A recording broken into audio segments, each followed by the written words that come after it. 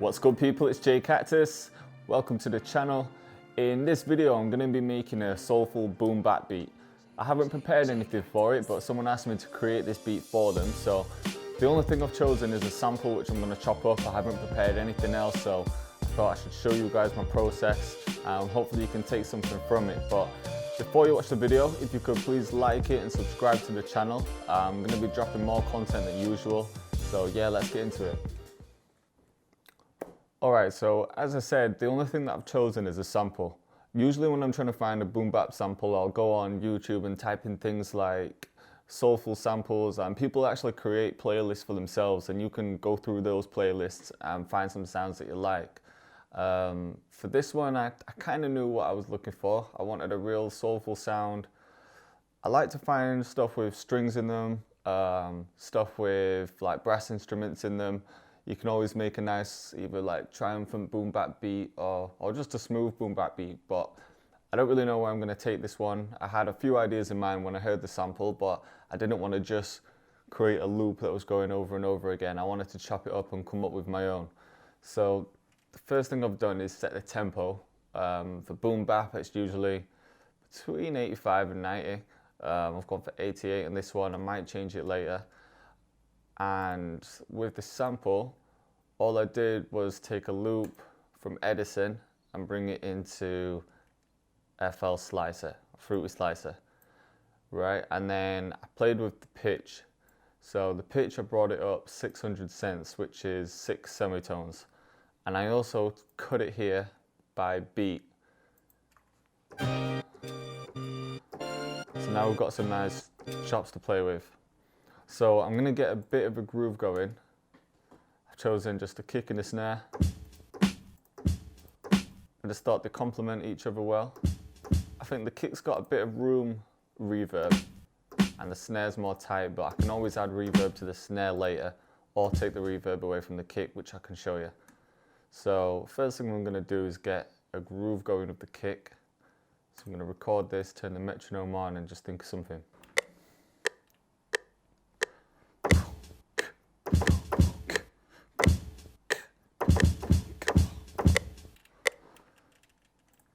Right, so a few of these notes might be off, but let's listen back.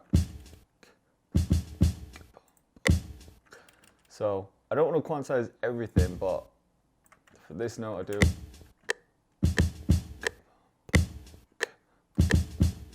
And then for the kicks which are sitting just behind the other one, you don't want to make them as predominant as the kick in front of it. You want it a bit realistic, so it's like boom boom, rather than just two loud notes hitting together. Think about how a real drummer would play when they kind of like hit softly and then hard after. So right here I'm just bringing the velocity down.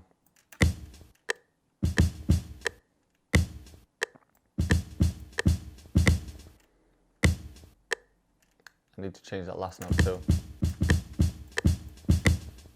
That sounds alright. And then the snare, just record something simple in.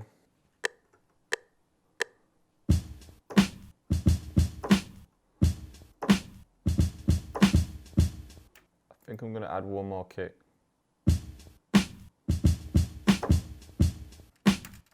And then I think a hi-hat next.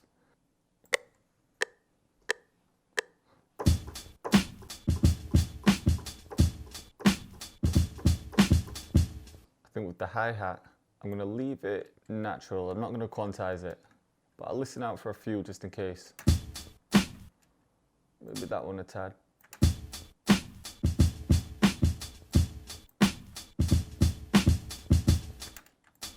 So I want it a bit natural, but not too off. I think there's a bit of latency with my keyboard.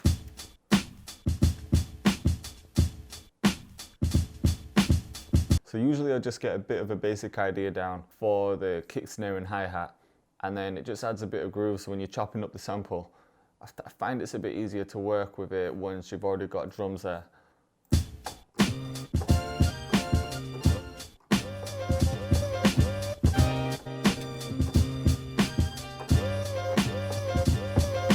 Right, I think I like the sound of that.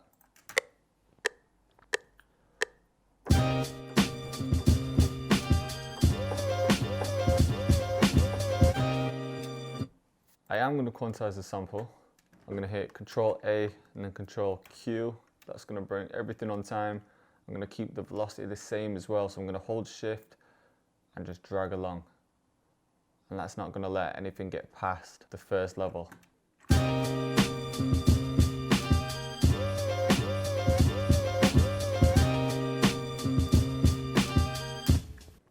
think I am going to go back and change the kick pattern.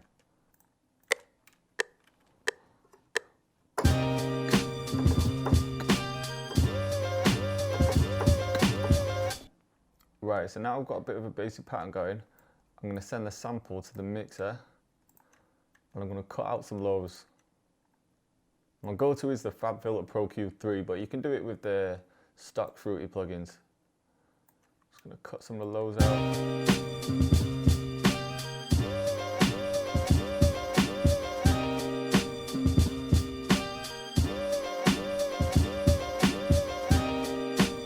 Around about there. Right, so the next thing I'm going to do is find another sample chop, so when it comes to arranging everything later, I'm not using the same loop over and over again.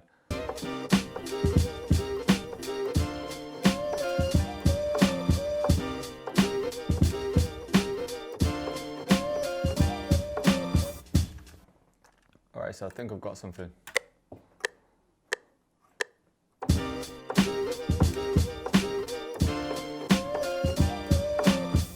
And if you bring the attack up, it kind of stops any pops or clicks. It in a way delays the transition between one chop to the other, or it just doesn't come in as harsh, so it's like a smoother attack. So I'm going to bring this up a little bit.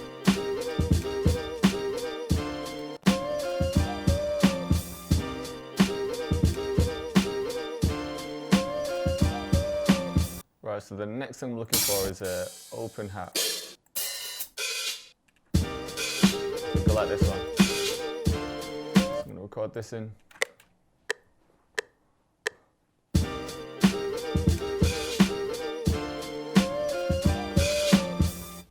Then at this point it's about experimenting, so I definitely need a bass in there.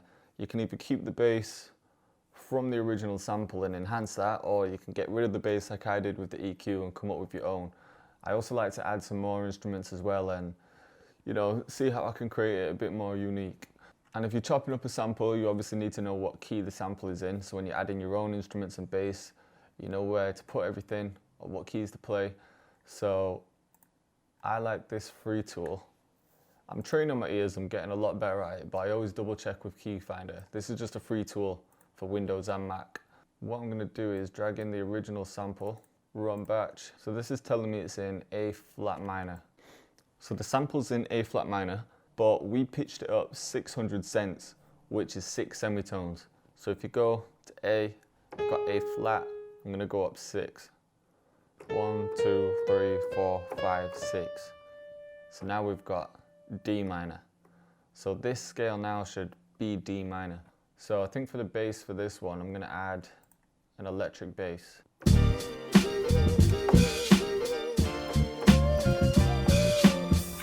Sometimes with bass, you don't need to go too extra. You don't need a note playing throughout the whole length of the song. Sometimes it can just be subtle bass notes, kind of like what Knots does.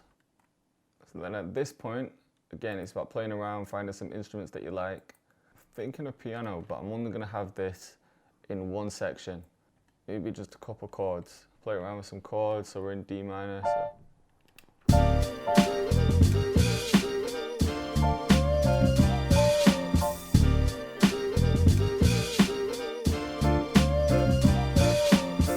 And see how I've played it here, it's natural, but it's a bit too off, so I'm going to bring everything to the same velocity, highlight everything, and then randomize the velocity a little bit.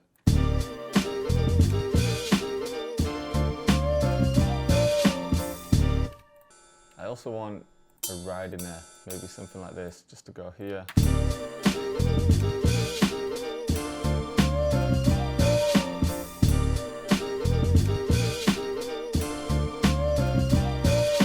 Right, so from here, I'm probably still going to add more elements, but I want to start mixing it and arranging it a little bit. So I think for the sake of this tutorial, I don't want to show you the whole mixing process, but I will show you how I arrange it. Alright, so I'm starting the arrangement now. And the only thing that I've really done is just split everything by channel. So when we had the pattern with all the elements in, I just went up here and then clicked on split by channel, and that gave me a separate one for the kick, snare, hi-hat and so on. So for the intro, I've just taken the original loop with the bass out, but I want to make it a bit more interesting, so I'm going to add in halftime and I'm going to make it gradually fade out. So I'm going to alternate this. I want it to cut off here.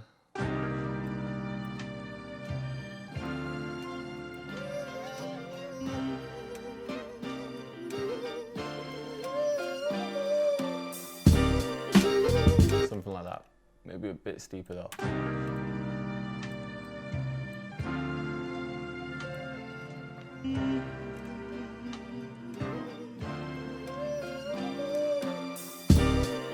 There we go. A good tip is to section each bit off. So if I highlight the bit that I want and press Alt and T, I can name this intro. Do the same for the hook. I can just put chorus 1, and then I'll do the same for the verse, because then if you want to add things like automation or just change one section, you can just double click on it and it highlights everything straight away. I think I might actually get one more chop just to switch up the verse, because that's going to become a bit too repetitive. So maybe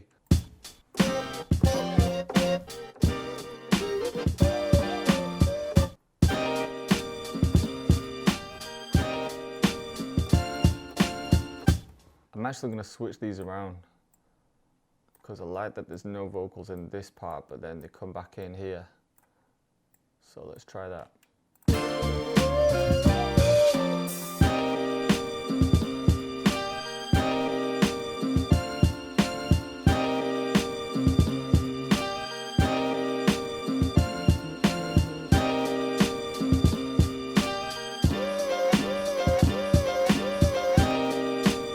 Right, and then I need a drop before the hook.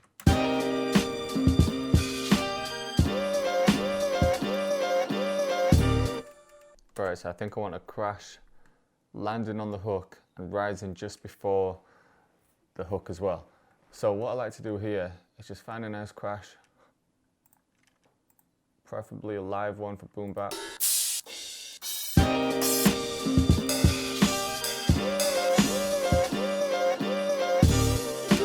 That was perfect. So here's a nice little trick just to create your own riser using a cymbal.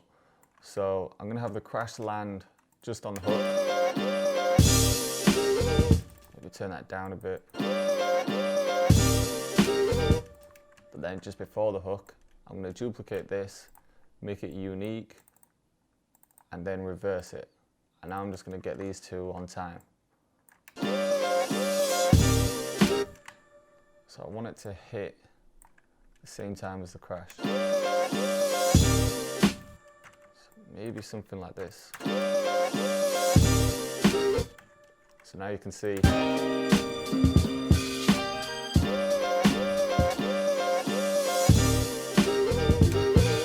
that just adds, you just add some more energy right before the hook, and it's an easy way to create your own riser instead of looking through loads of samples, and then it's going to match the crash perfectly. So I'm actually going to do that on the intro as well, just to see how that sounds.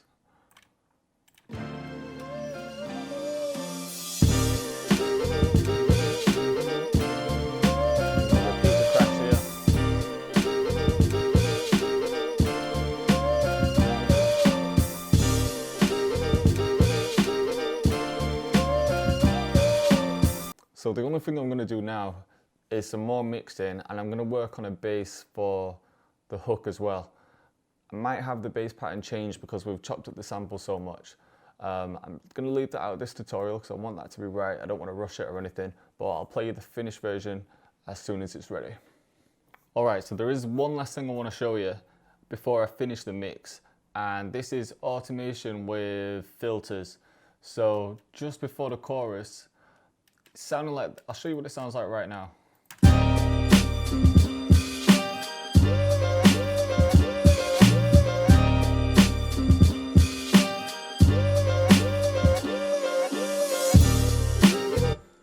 sounds good. I've got the reverse crash leading into the chorus, which builds up some energy, but I want to add even more energy and create a bit more variety. So I'm going to highlight this section here, and I've pulled up a fruity filter. And what you can do is automate the cutoff, so it will sound something like this.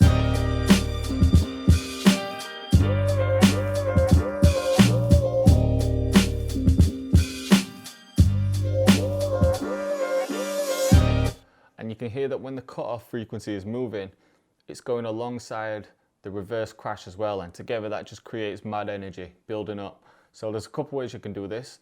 One is to just right click on cutoff frequency and select create automation clip, and you could, if you wanted to, bring a point down here and have it come down and back up.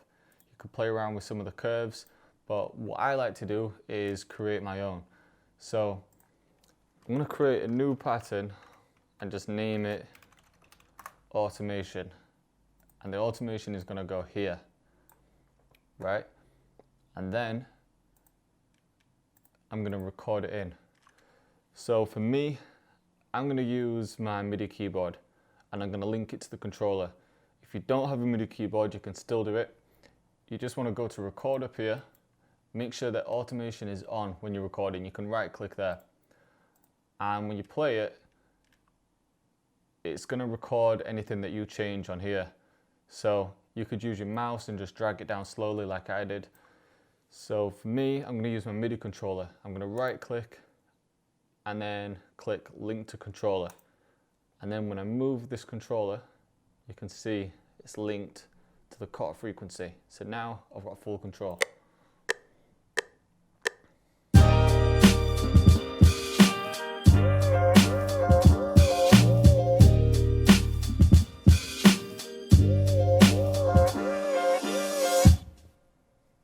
Right, so that should have recorded in. So you can kind of see how it dips and then quickly comes back up. So let's just play that.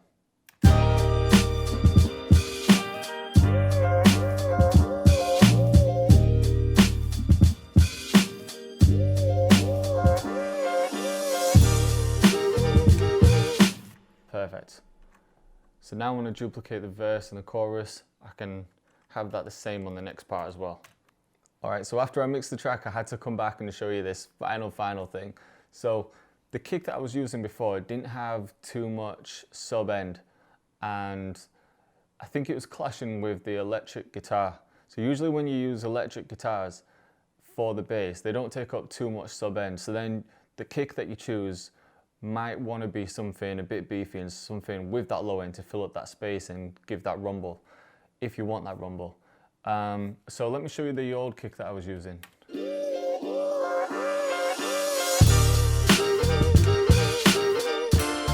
You just can't really hear it. And if you take a look at the EQ,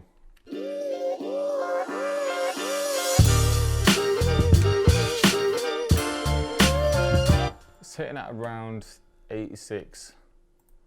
And then the bass,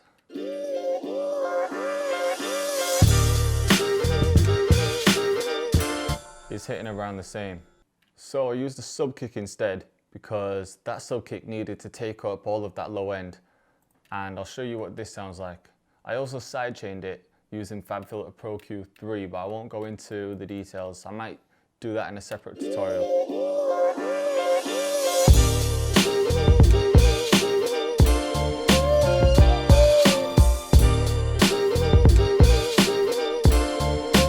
And you can hear that that kick's shining through 10 times more. So let me show you each one. So the old one first. New one. Old one.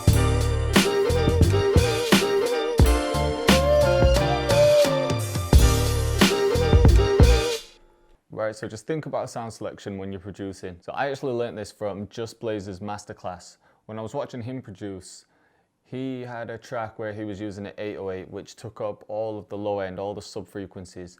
So when he picked a kick, it was a bit of a brighter kick so that they could work well together. And then he said if you were going to use an electric guitar, you might find that all the sub frequencies aren't taken, so then you might want to pick a kick with those sub frequencies. It all just depends on how you want the track to feel and how you want it to sound. But when I was producing this, I was using an electric guitar and I was wondering why the kick wasn't hitting through. And I was trying to adjust the EQ and change loads of things, and then I just changed the kick and then that worked perfect. So sometimes it's just sound selection. So I hope you enjoyed the tutorial. Hope you took something from that. As I said, I didn't prepare anything for this. I just wanted to show you my process when I'm working on boom bap.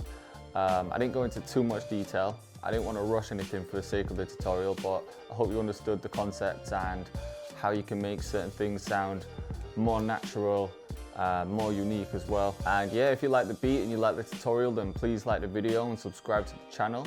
Hopefully I'll be dropping another video on Thursday, but yeah, stay tuned.